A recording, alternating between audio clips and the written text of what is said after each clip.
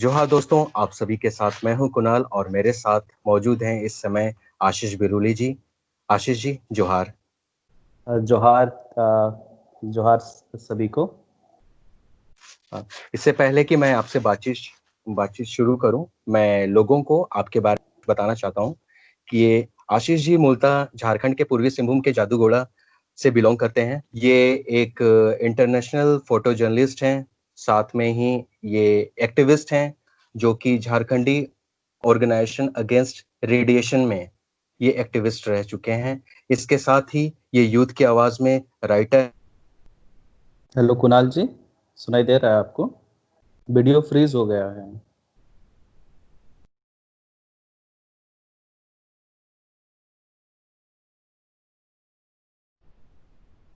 हाँ, सबसे पहला तो ये जो हो हो समुदाय का जो है वो आपको हो का जो मीनिंग है वो आपको बताना चाहूंगा।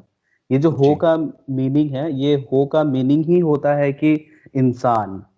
तो जी। हम लोग तो ये एक मुझे बहुत अच्छा लगता है कि हम अपने आप को एक इंसान एड्रेस करते हैं अपने आप को।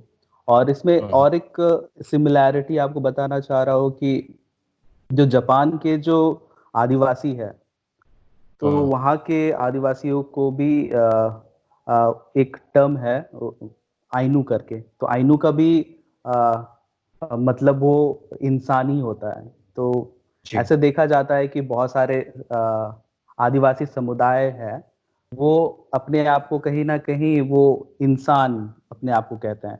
तो वही हमारा हो समाज में भी वो है।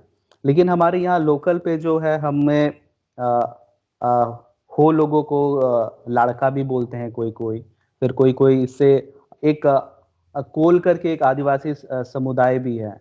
और कभी जी कभी हो लोगों को भी कोल भी बोला जाता है। जी। तो हम लोग कभी कभी ये बोलते हैं कि जैसे कि एक तो है कि हो समुदाय एक अपने आप को एक इंसान एड्रेस करता है। जो फिर एक दूसरी वर्ड जो मैंने कहा कि लड़का, तो वो होता है कि वो लड़ाकू है, वॉरियर्स है। और दूसरी बात है, ये जो कोल शब्द जो है, कहीं ना कहीं अपना जो हमारा जो रंग है कालापन, उसके कारण भी हमें कोल कहा जाता है। तो जैसे यहाँ पर संथाल समुदाय से जो लोग आते हैं वो हमें लड़का बोलते हैं। और यहाँ जो बंगाली मेजोरिटी जो है, वो ज्यादातर हो लोगों को कोल करके बोलते हम्म, हैं। तो यहाँ पर एक होता है कि आप जब वेस्ट बंगाल तरफ आप जाएंगे तो आप किसी को बोलेंगे कि मैं हो समुदाय से हूँ, तो वो समझ नहीं पाते। अगर आप बोलोगे कि मैं कोल हूँ, तो उनको समझ में आता है। जी और हमारा जो पूरा मेजोरिटी है ये वेस्ट सिंहभूम में से ही है, हम लोग बिलोंग करते हैं। और हमारा जो ये कोल्हान रीजन कहा जाता है। तो जी। यहीं पर ये हो समुदाय का सबसे ज्यादा पॉपुलेशन यहीं पाया जाता है। और अभी तो अलग अलग जगहों पे अभी वो लोग भी माइग्रेट कर चुके हैं। इसलिए जैसे कि मैं अपना इतिहास जो मैं बता रहा था कि मेरे परदादा जी लोग वेस्ट सिंहभूम से ही बिलोंग करते हैं। और हमारा आ, जमीन खेती बाड़ी भी वहां पर है, लेकिन अभी बहुत समय हो गया है। तो अभी अभी यहाँ भी जादूगोड़ा पे अपना खेती बाड़ी है, और हम लोग यही अभी देख रहे हैं अपना खेती बाड़ी। ओके, अरे और मैं पढ़। और और जी जी, और बिल्कुल। और उसमें थोड़ा सा ये भी ऐड करना चाह रहा हूँ जी। हम लोग जो हो समुदाय है, हम लोग की जो लैंग्वेज है, जी। आ, वो हम लोग हो लैंग्वेज बोलते हैं। और उसकी जो स्क्रिप्ट है, वो हम हम्म। लोग वारंगचिती बोलते हैं। तो यहाँ अभी वारंची। बहुत सा, हाँ, वारंगचिती स्क्रिप्ट बोलते हैं। ठीक है। तो यहाँ झारखंड में 32 ट्राइब्स में से ये वन ऑफ द ट्राइब हो भी है। और जी और बहुत सारे आदिवासी समुदाय के पास वो स्क्रिप्ट अवेलेबल नहीं है। और जी। हो समुदाय ये बहुत ही भाग्यशाली समझता है कि हमारे जो कोल गुरु लाको बोदरा जी है, वो उनका योगदान रहा है। और उन्होंने हमारा हो स्क्रिप्ट भी तैयार किया है। इस वजह ओके से हम लोग अभी उसका लाभ उठा पा रहे हैं। ओके।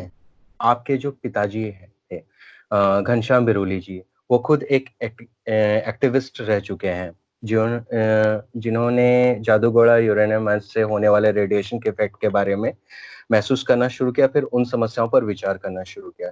तो आपको क्या प्रेरणा आपके पिताजी से खुद मिला, या फिर आपने खुद वहाँ पर आपने भी महसूस किया कि जो जादूगोड़ा में हो रहा है और उससे पड़ने वाले रेडिएशंस के प्रभाव को आपने देखा?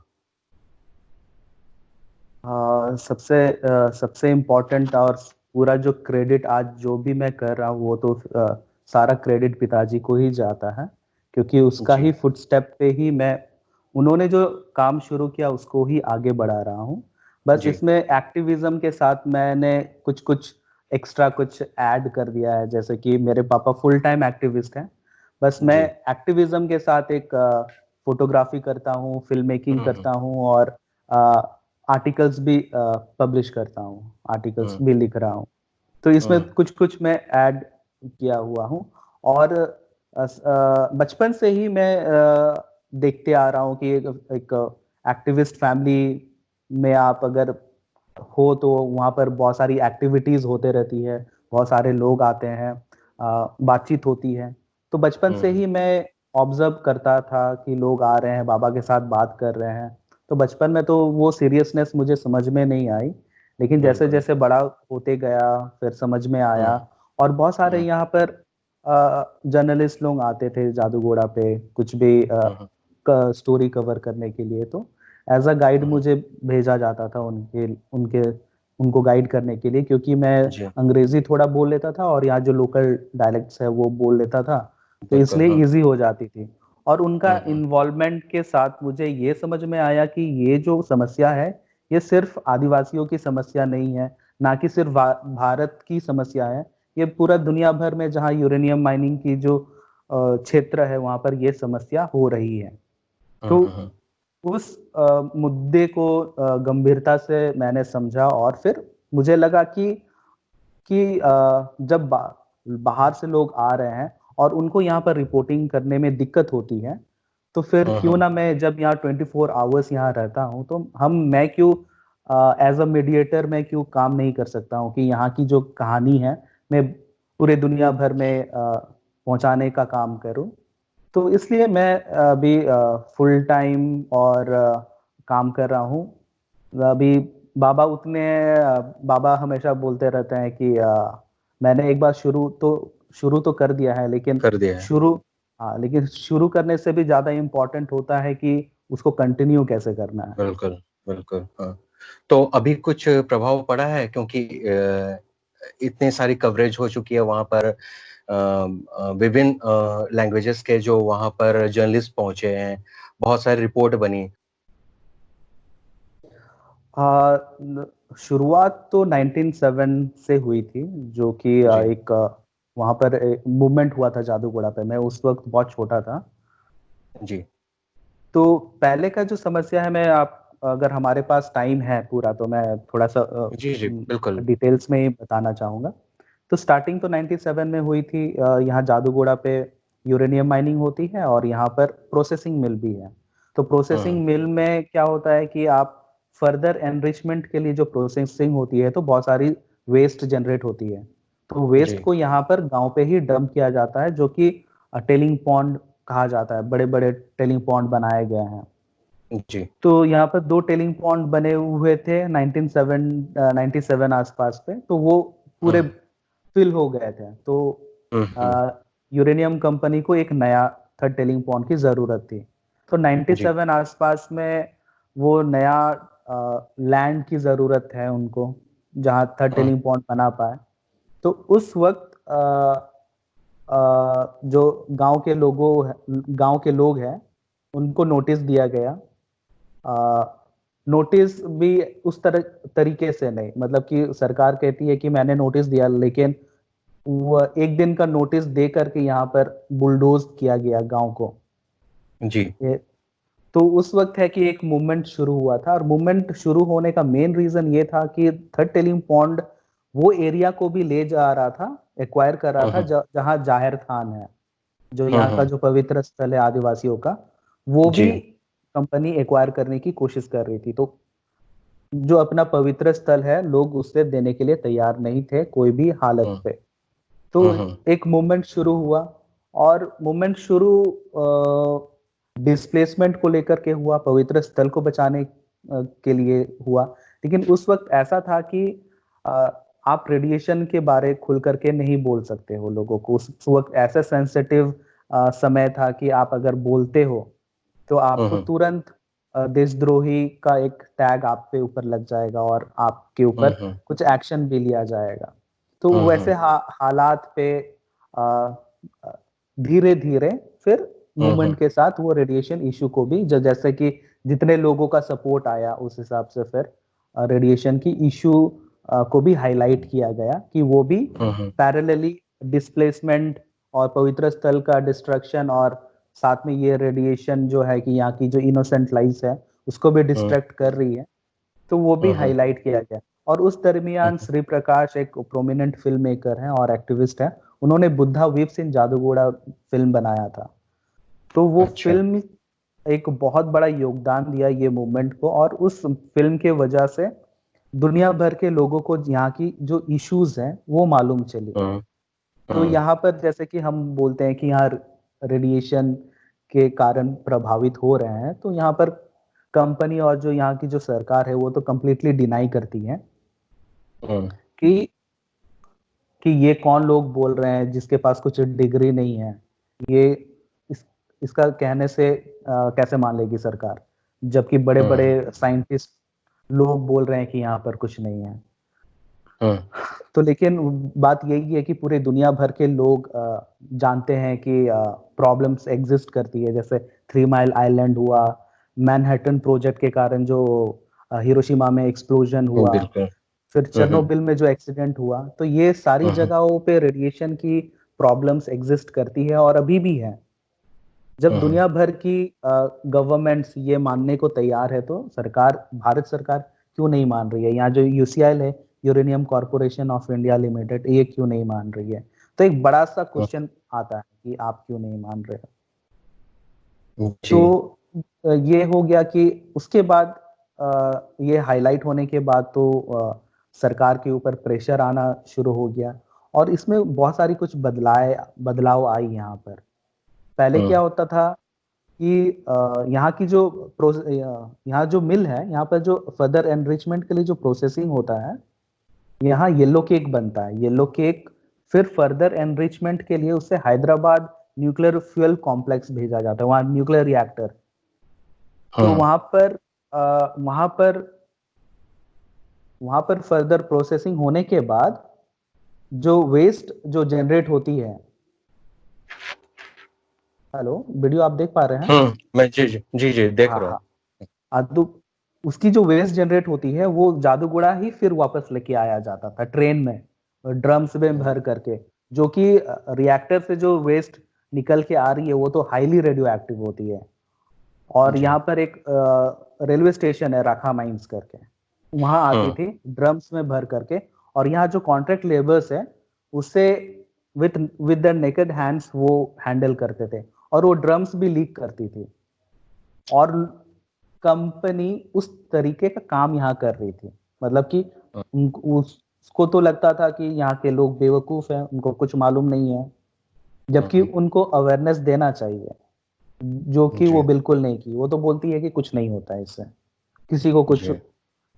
तो आंदोलन के बाद वो सबसे पहले बंद हुआ, वो अभी नहीं, हैदराबाद न्यूक्लियर फ्यूल कॉम्प्लेक्स से जो वेस्ट है वो आना बंद हुआ। दूसरी बात है जो टेलिंग पॉन्ड में फेंसिंग नहीं किया गया था, वो फेंसिंग अभी की गई है, उसके जो इर्द गिर्द है वो फेंसिंग की गई है। फिर दूसरी बात यह है कि पहले जो माइनर्स जाते थे यूसीएल में काम करने के लिए, उनको जो यूनिफॉर्म दिया जाता था, वो यूनिफॉर्म जब माइंस के अंदर वो जा रहे हैं तो वो जो उनकी जो यूनिफॉर्म है वो भी एक्सपोज्ड हो जाती है रेडिएशन से, और वो घर लेके आते थे, और उनकी जो वाइफ है और जो घर के सदस्य है वो उनको साफ करते थे। या तो कभी कभी क्या होता था कि वो लोग बिना कपड़ा बिना खोले ऐसे ही सो जाते थे, जिसके कारण जो है घर के परिवार के जो सदस्य है वो भी रेडिएशन के चपेट में आ जाते थे, लपेट पे। तो क्या होता था कि ये मेरा फैमिली का खुद का एक्सपीरियंस है, क्योंकि जो मेरे दादाजी थे वो भी यूसीएल में ही काम करते थे, और मेरे जो दादाजी है वो लंग कैंसर से डेथ कर गए, और मेरी जो दादी है वो भी लंग कैंसर से डेथ कर गई। तो ये तो ये तो एक सवाल आता है कि मेरे दादाजी तो है काम करते थे, वो रेडिएशन से एक्सपोज्ड हो गए, उनका डेथ नॉर्मल है कि हाँ पॉसिबल है, लेकिन मेरी दादी को जी कैसे हो गया? तो वही कारण है जी कि वो मेरे जो दादाजी थे वो यूनिफॉर्म लेके आते थे। तो ये बात को भी जी उठाया गया, और अ, अभी वो यूनिफॉर्म घर नहीं लेके आते हैं, वो माइनर्स जो हैं वो यूनिफॉर्म को वहीं पर कंपनी में ही उनको उसका वॉशिंग वॉश होता है, लॉन्ड्री के लिए दिया जाता है, और दूसरी बात है वो नहा करके फिर घर वापस आते हैं, हॉट वाटर अभी उनको प्रोवाइड किया जाता है। तो ये जी सब आंदोलन से पहले नहीं हुआ था, ये आंदोलन के बाद जब जब यूसीएल को लगा कि लोग जागरूक हो रहे हैं, तो वो डर से ये अभी कर रही है। उससे पहले कुछ ऐसा बदलाव नहीं था, क्योंकि कंपनी ने 1967 से यहाँ अपना काम शुरू किया, और उतने सालों तक उन्होंने कुछ बदलाव नहीं किया था। वो उनको लग रहा था कि यहाँ के लोग कभी आंदोलन करेंगे ही नहीं, उनको कभी समझ में ही नहीं आएगा। आंदोलन जैसे जैसा शुरू हुआ वैसा ही बदलाव देखने को मिला। बहुत सारी बदलाव आई है, लेकिन जो अल्टीमेट सॉल्यूशन जो है वो अभी तक नहीं हुआ है। फोटोग्राफी की प्रेरणा आपको कहाँ से मिली? ग्राउंड लेवल से फोटोग्राफी करते हुए इंटरनेशनल फोटोग्राफर का टैग, ये जर्नी कैसी रही? हमारे स्कूल पे हमें जो करियर हमारा जो करियर हम देखते हैं कि हम नॉर्मल पढ़ाई के बाद हम ये बनेंगे वो बनेंगे, तो बचपन से मैं तो बोलता था जी कि मैं डॉक्टर बनूंगा, जी डॉक्टर बनूंगा। लेकिन जब छोटा था तो स्पाइडरमैन देखा था, तो स्पाइडरमैन जी बहुत इंस्पायरिंग रहा मेरे लाइफ में। और हम्म स्पाइडरमैन में वो उसमें फोटो जर्नलिस्ट रहता है, वो भी फोटोज खींचता था हम्म स्पाइडरमैन का। तो बचपन में वो हम्म था कि सुपर हीरो वाला वो था कि मैं भी करूंगा। तो जी बचपन में अपने स्कूल लाइफ में जो वो फ्रेंड्स लोग जो स्लैम बुक देते थे ना, तो जी स्लैम जी बुक में भी बिल्कुल मैं भरता था कि लाइफ में क्या गोल है आपका, तो उसमें भी फोटो जर्नलिस्ट। मतलब फोटो जर्नलिस्ट क्या करेगा बाद में वो नहीं मालूम था, लेकिन हाँ मैं जी वो लिखता था। लेकिन ये फोटो जी जर्नलिस्ट का जो सिलसिला है ये शुरू तब हुआ जब यहाँ जो फोटो जर्नलिस्ट बाहर से आते थे यहाँ कवर करने के लिए, तो मेरा उनके साथ जो इन्वॉल्वमेंट रहता था, हम्म कहीं ना कहीं से वहां से मेरी जो स्किल जो डेवलप हुई फोटोग्राफी की, जी वहां से जी जी शुरू हुई। और ये भी हम्म क्रेडिट तो बाबा के ही तरफ से ही वो फोटोग्राफी की आ, हम्म जो पैशन है वो पापा की तरफ से ही आई, क्योंकि पिताजी भी फोटोग्राफी के शौकीन है, और 90s में घर में भी वो एसएलआर कैमरा रील वाली जो कैमरा अवेलेबल थी, हम्म तो मैं भी खूब खींचता था। तो क्योंकि हम्म तो वो भी था एक। तो सबसे ज्यादा इम्पोर्टेंट ये था कि जब फोटो जर्नलिस्ट लोग यहाँ आते थे, तो वो क्या करते थे कि बहुत सारे फोटो जर्नलिस्ट ऐसे आते थे कि वो अपना स्टोरीज पब्लिश नहीं कर पाते थे। स्टोरीज यहाँ की जो है अच्छा वो पब्लिश नहीं कर पाते थे, उन किसी कारण उनका पब्लिश नहीं होता था। तो मुझे ऐसा लगता था कि क्यों नहीं हुआ, और हम जी हमेशा डिपेंडेंट रहते थे कि हमारी कहानी कोई और कवर करे, और यहाँ की जो इश्यूज है उसको हाईलाइट करे, तो हमेशा डिपेंडेंट रहते थे। तो लेकिन बाद में ये हुआ कि जो श्री प्रकाश है वो वन ऑफ द मेरे मेंटर हैं, उन्होंने कहा कि आशीष, जो बाहर से जो जर्नलिस्ट आ रहे हैं आप क्यों नहीं कर सकते हो ऐसा? तो मैंने कहा तो हाँ बिल्कुल मैं कर सकता हूँ। इनफैक्ट कि मैं तो यहाँ का लोकल हूँ, मैंने देखा कि फोटो जर्नलिस्ट जो यहाँ आते हैं उनको थोड़ी सी दिक्कत होती है काम करने में, और मैं यही हूँ और लोग ज्यादा वेलकम करेंगे मुझे। तो मैंने वो शुरू किया। तो शुरू किया तो जी मेरे पास एक कलेक्शन हो गया फोटोज का, फोटो डॉक्यूमेंटेशन का। तो 2013 पे यूरेनियम फिल्म फेस्टिवल हो रही थी रांची पे, जी इंटरनेशनल यूरेनियम फिल्म फेस्टिवल। तो श्री प्रकाश ने मुझे बोला कि इस बार आपकी जो फोटोज हैं उसको और अवेयरनेस के लिए कि जादूगोड़ा में क्या हो रहा है, वो आप यहाँ पर अपनी एग्जीबिशन लगाइए। तो मैंने वहाँ पर एग्जीबिशन अपना लगाया। तो वहाँ जो ऑर्गेनाइजर थे, एक तो इंडियन कोऑर्डिनेटर श्री प्रकाश थे, और जो ऑर्गेनाइजर थे वो ब्राजील के थे ऑर्गेनाइजर। उन्होंने मेरा एग्जीबिशन बहुत पसंद किया और उन्होंने बोला कि ये एग्जीबिशन हम लोग ब्राजील में भी हम लोग इसका एग्जीबिशन करवाना चाहते हैं। ठीक है। तो वहीं से शुरू हो गया मेरा एग्जीबिशन का सफर। उसके बाद ब्राजील में हुई, फिर जापान में 2 बार हुई, फिर कनाडा में हुई, और इंडिया के और भी बहुत सारे इंस्टीट्यूट में अच्छे अच्छे मुंबई, जमशेदपुर, बैंगलोर, ये सब में हुई है इसकी एग्जीबिशन। तो ये तो एक टैग लग गया वो एक इंटरनेशनल फोटो जर्नलिस्ट का, और झारखंड का पहला ट्राइबल फोटो जर्नलिस्ट का एक टैग मेरे पे लग गया है। मैंने कि कोई कोर्स तो नहीं किया, लेकिन डायरेक्ट फील्ड में ही सबके साथ प्रैक्टिकली सीख गया जो भी रिक्वायरमेंट होती है। अभी 18 जून को पीएम मोदी ने आत्मनिर्भर भारत अभियान के अंतर्गत देश के 5 राज्यों में 41 नए कोल ब्लॉक्स की नीलामी शुरू की है। तो मेरा सवाल आपसे यह है कि हमें क्यों ये नए कोयले की नीलामी की आवश्यकता हुई, और यह देश के पर्यावरण के लिए कैसे हानिकारक हो सकता है? सबसे पहला तो अगर अभी हम लोग अपने घर पे ही देखें, तो घर पे हम लोग अगर देखेंगे कि हम लोग अभी आदी हो गए हैं इलेक्ट्रिसिटी की।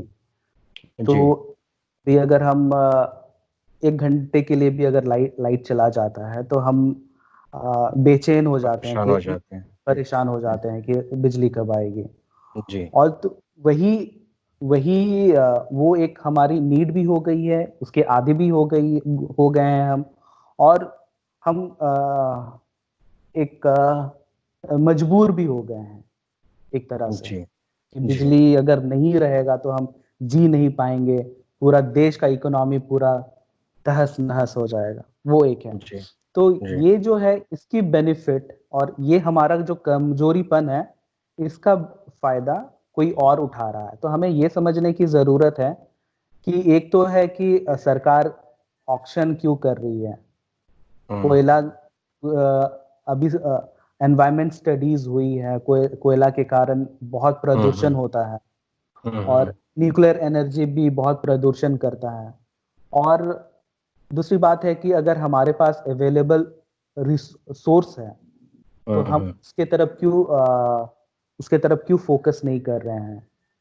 सोलर एनर्जी हो गया, विंड एनर्जी हो गया, ये जो रिन्यूएबल एनर्जीज है उसके तरफ हम क्यों नहीं कर रहे हैं।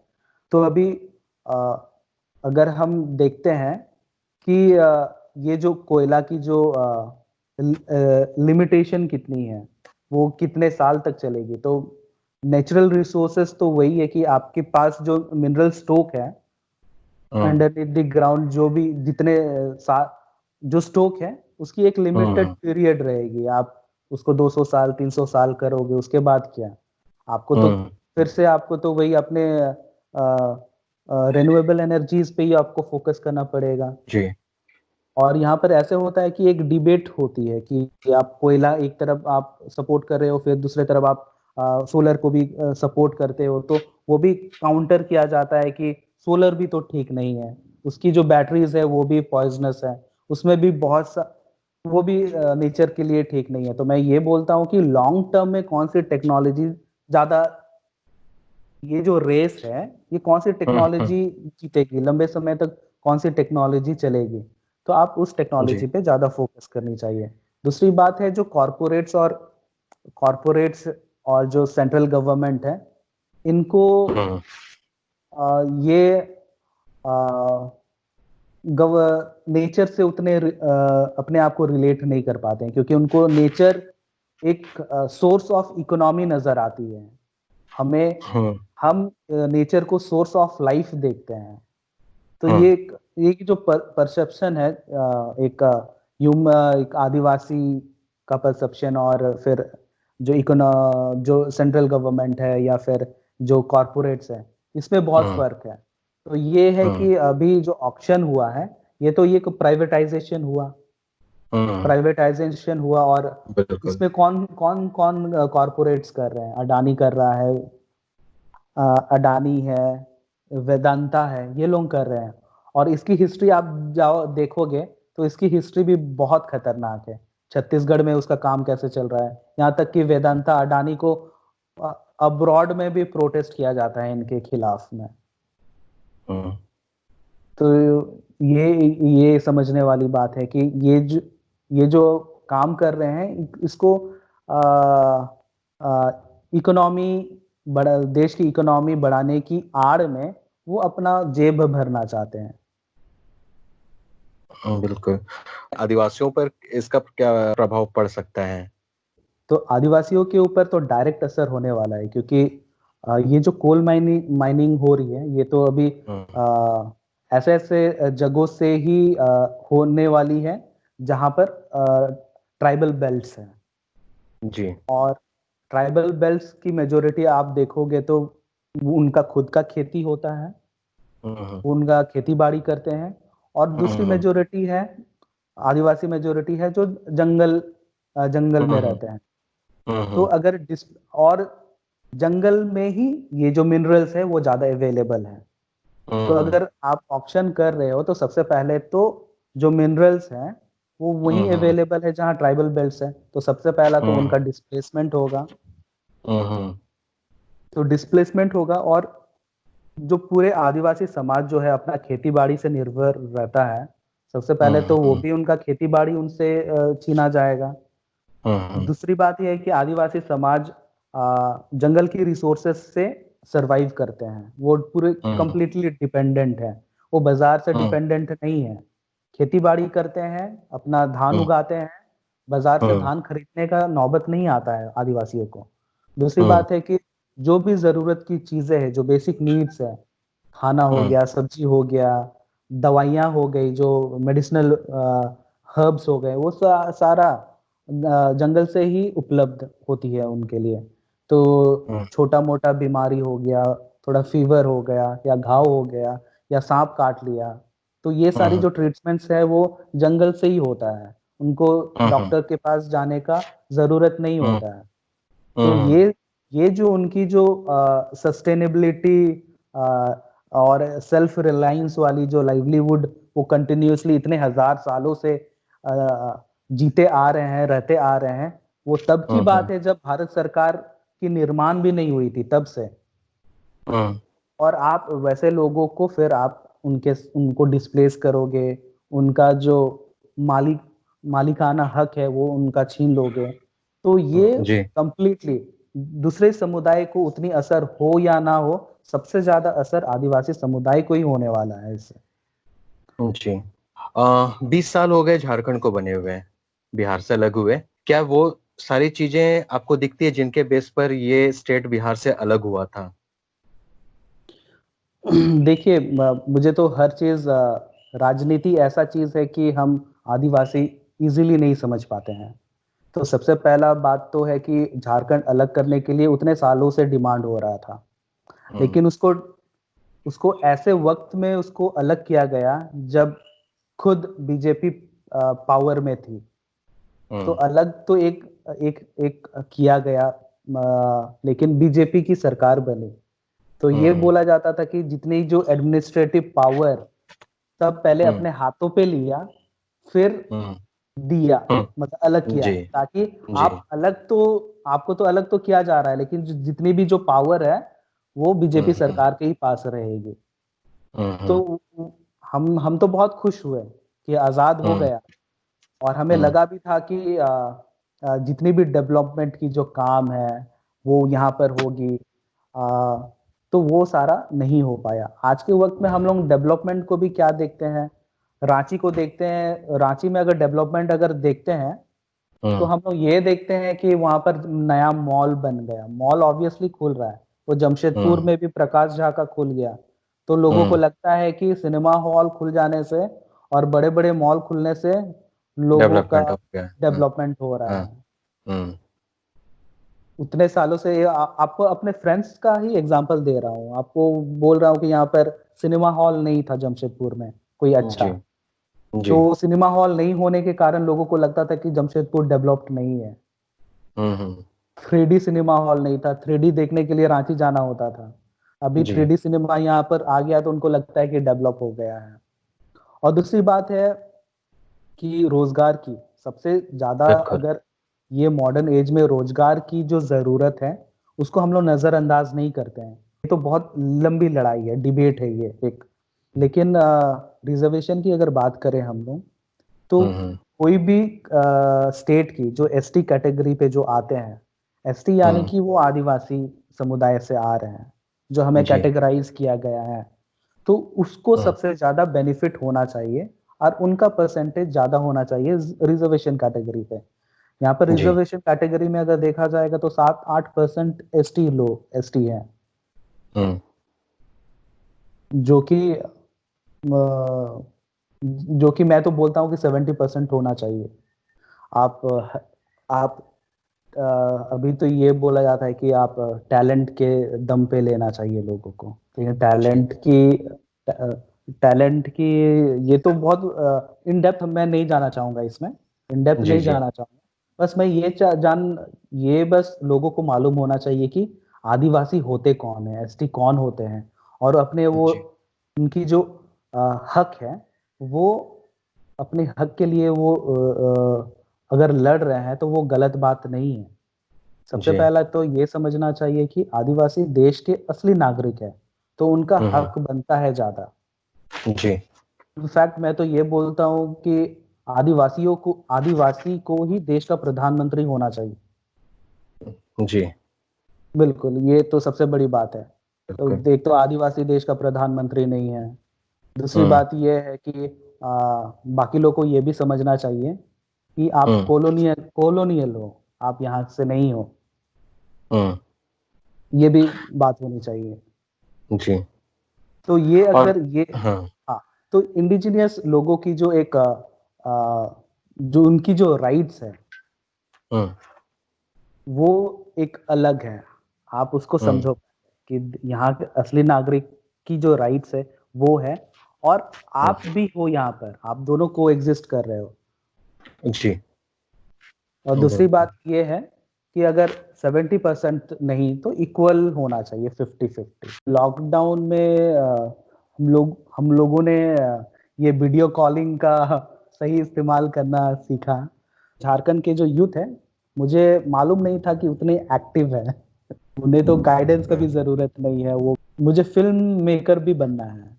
साउथ की फिल्में देखता हूँ आजकल। बिल्कुल। एक समय था कि हम लोग नागपुरी गाना ही सुनते थे, वो स्कूल के टाइम पे बिल्कुल। आना गोरी डैम जी।